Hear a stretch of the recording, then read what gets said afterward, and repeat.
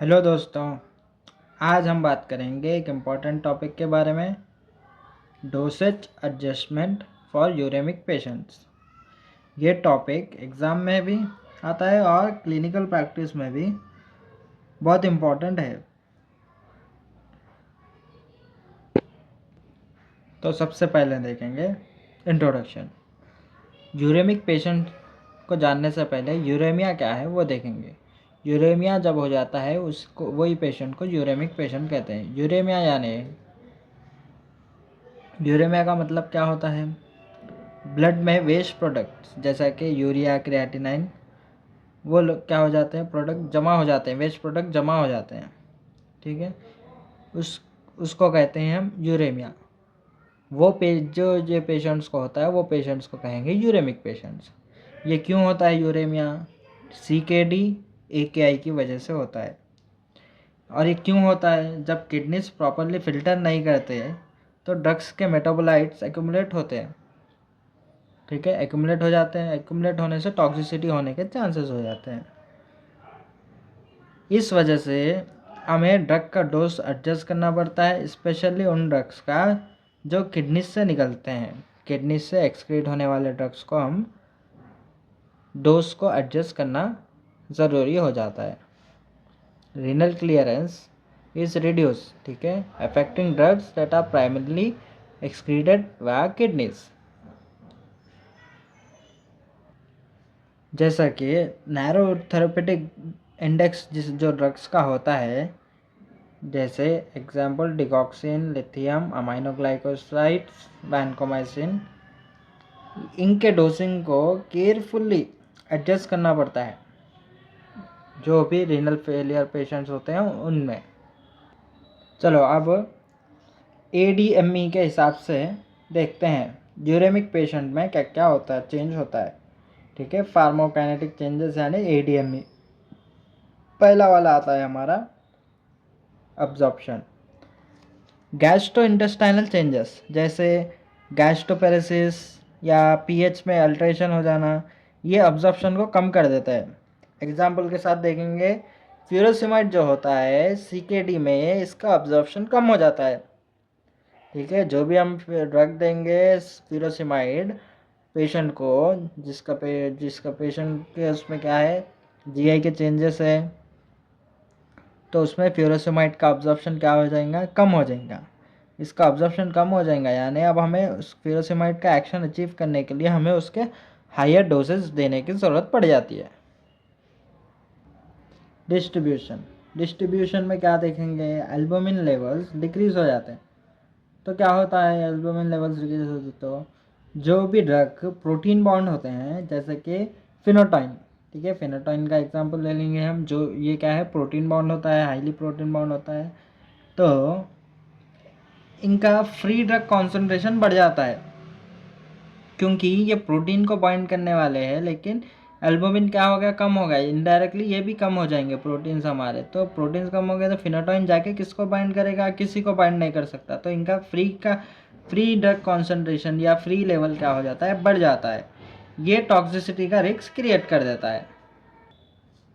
दूसरा पॉइंट है हमारा, ये क्या है देखिए, फ्लूइड रिटेंशन की वजह से वाटर सॉल्युबल ड्रग्स का वॉल्यूम ऑफ डिस्ट्रीब्यूशन बढ़ जाता है।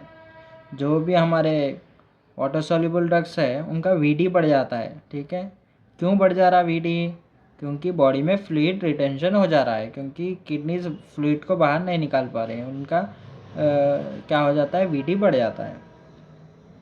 एग्जाम्पल देखिए, higher free drug levels of phenytoin in hypo albuminaemia, ये क्या है, इसका एग्जाम्पल है। एल्बुमिन लेवल्स कम होने की वजह से ये हमारा फेनोटाइन का जो भी लेवल्स है वो इंक्रीज़ हो जाते हैं, वो है। अब मेटाबॉलिज्म देखेंगे, लिवर एंजाइम्स पर भी इफेक्ट पड़ जाता है हमारे को। ठीक है, मेनली किस पे, CYP450 एंजाइम्स सप्रेस्ड हो जाते हैं यूरेमिक टॉक्सिन्स की वजह से। ये क्या हो जाते हैं, यूरेमिक टॉक्सिन की वजह से ये सप्रेस हो जाते हैं। ठीक है, अब सप्रेस हो गए, इससे क्या होता है, ड्रग्स का मेटाबॉलिज्म जो होता है वो स्लो हो जाता है, क्योंकि यही रिस्पॉन्सिबल होता है मेटाबॉलिज्म के लिए। ठीक है, अब ये क्या होगा, ये सप्रेस हो गया यानी कम हो गया या स्लो हो गया, तो जो भी हमारा ड्रग रहेगा उसका भी मेटाबॉलिज्म क्या हो जाएगा, स्लो हो जाएगा। एग्जाम्पल देखेंगे हम, मॉर्फिन का एग्जाम्पल देखेंगे। इसका एक्टिव मेटाबोलाइट जो होता है एक्यूमुलेट होता है और पेशेंट को सेडेशन या रेस्पिरेटरी डिप्रेशन होने के चांसेस ज़्यादा हो जाते हैं। एक्सक्रीशन देखेंगे अब, सबसे मेन इफेक्ट तो यही होता है, किडनीज एलिमिनेट नहीं कर पाती ड्रग्स को, इसलिए एक्यूमुलेशन स्टार्ट हो जाता है। यहाँ पर एग्जांपल क्या है, अमाइनोग्लाइकोसाइड्स एक्यूमुलेट होते हैं और टॉक्सिसिटी का रिस्क बढ़ा देते हैं। ठीक है, एक्सक्रीशन ही मेन इफेक्ट होता है। ठीक है, अब हमने इफेक्ट्स, फार्माकोकाइनेटिक इफेक्ट्स तो देख लिए। अब उन लोगों को इफेक्ट्स को ओवरकम करने के लिए क्या करेंगे, आप डोज को एडजस्ट करना पड़ता है। तो उसके मेथड्स क्या है वो देखेंगे हम। पहला वाला मेथड आता है हमारा estimating renal function.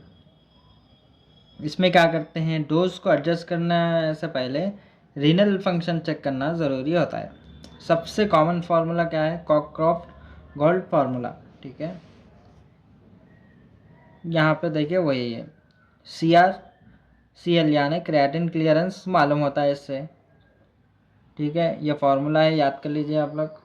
140 - H into weight, अगर फीमेल रही तो 0.85 से इंटू करेंगे। अगर यह पेशेंट ब्लैक रहेगा तो भी उसके लिए अलग वैल्यू से मल्टीप्लाई करना पड़ता है, divide by 72 into serum creatinine. Second वाला है हमारा अप्रोच। डोज एडजस्ट करने के दो तरीके होते हैं। ठीक है, डोज को एडजस्ट कर रहे हैं हम, उसको उसमें क्या है, दो तरीके से डोज को एडजस्ट कर सकते हैं। पहला वाला है हमारा रिड्यूस डोज, दूसरा वाला है हमारा इंक्रीज इंटरवल, डोजिंग इंटरवल। पहले रिड्यूस डोज देखेंगे, यही डोज को देना है लेकिन क्वांटिटी कम कर देंगे हम। ठीक है, डोज की जो क्वांटिटी होगी वही कम कर देंगे हम, जैसा डिगॉक्सिन, लिथियम, जिनमें कॉन्सेंट्रेशन मैटर करता है। ठीक है, for drugs with concentration dependent effects like digoxin, lithium, इनका क्या करेंगे, रिड्यूस कर देंगे डोज। इंक्रीज डोजिंग इंटरवल कर देंगे किसका, जो भी टाइम डिपेंडेंट ड्रग्स रहेंगे जैसे कि अमाइनोग्लाइकोसाइड, उनका क्या करेंगे, डोजिंग इंटरवल इंक्रीज कर देंगे। सेम डोज रहेगा लेकिन डोजिंग इंटरवल ज़्यादा रहेगा। ऊपर क्या था, इंटरवल सेम था लेकिन डोज को कम कर दिया हम। थोड़े केसेस में क्या करते हैं, डोज को भी रिड्यूस कर देते हैं और डोजिंग इंटरवल को भी रिड्यूस कर देते हैं। रेयर केसेस में ये दो भी करना पड़ता है। हीमोडायलिसिस कंसिडरेशन, इसमें क्या होता है देखिए, ओवरव्यू में बोल देता हूँ। डायलिसिस वाले ड्रग्स को, जो भी डायलिसिस वाले डायलिसिबल ड्रग्स होते हैं जैसे लिथियम, अमाइनोग्लाइकोसाइड, उनका डोज डायलिसिस करने के बाद दोबारा देना पड़ता है क्योंकि वो बॉडी के बाहर निकल जाते हैं। ठीक है, यहाँ पे देखिए डायलिसिबल ड्रग्स यानी अमाइनोग्लाइकोसाइड, लिथियम, ये क्या है, डायलिसिस करते वक्त निकल जाते हैं, इसलिए डायलिसिबल ड्रग्स बोलते हैं।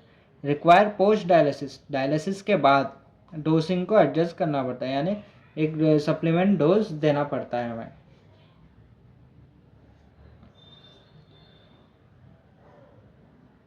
ये देखिए एक टेबल है, इसको याद कर लीजिए। ये ड्रग के क्लासेस है और इसमें क्या है, डोज को एडजस्ट करना है, रिड्यूस करना है या डोजिंग इंटरवल वो है, आप इसको याद कर ले सकते हैं। फर्स्ट वाली हमारी ड्रग क्लास है एंटीबायोटिक्स। इसका एग्जांपल क्या आता है एंटीबायोटिक्स में, वैनकोमाइसिन, अमाइनोग्लाइकोसाइड वगैरह। इसमें क्या करेंगे आप, इसका डोज को रिड्यूस करेंगे या इंटरवल को बढ़ा देंगे। सेकेंड वाले हमारे ड्रग्स आते हैं कार्डियोवास्कुलर ड्रग्स। इसमें क्या आता है, डिगॉक्सिन, ACE इनिबिटर्स आते हैं, इसका भी डोज रिड्यूस करेंगे।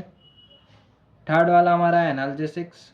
एनाल्जेसिक्स का क्या एग्जांपल, मॉर्फिन, NSAIDs, इसको भी क्या करेंगे, अवॉइड करेंगे या एडजस्ट डोज करेंगे।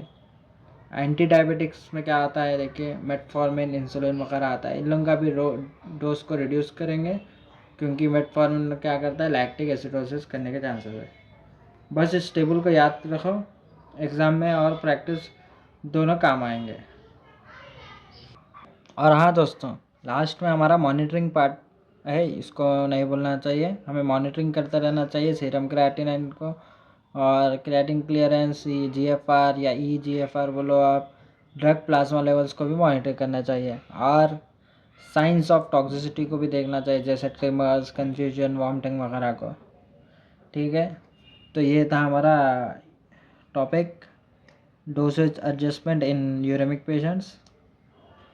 ठीक है, अगर आपको वीडियो पसंद आया तो लाइक करिए और चैनल को सब्सक्राइब ज़रूर करिए। फिर मिलते हैं हम नेक्स्ट वीडियो में।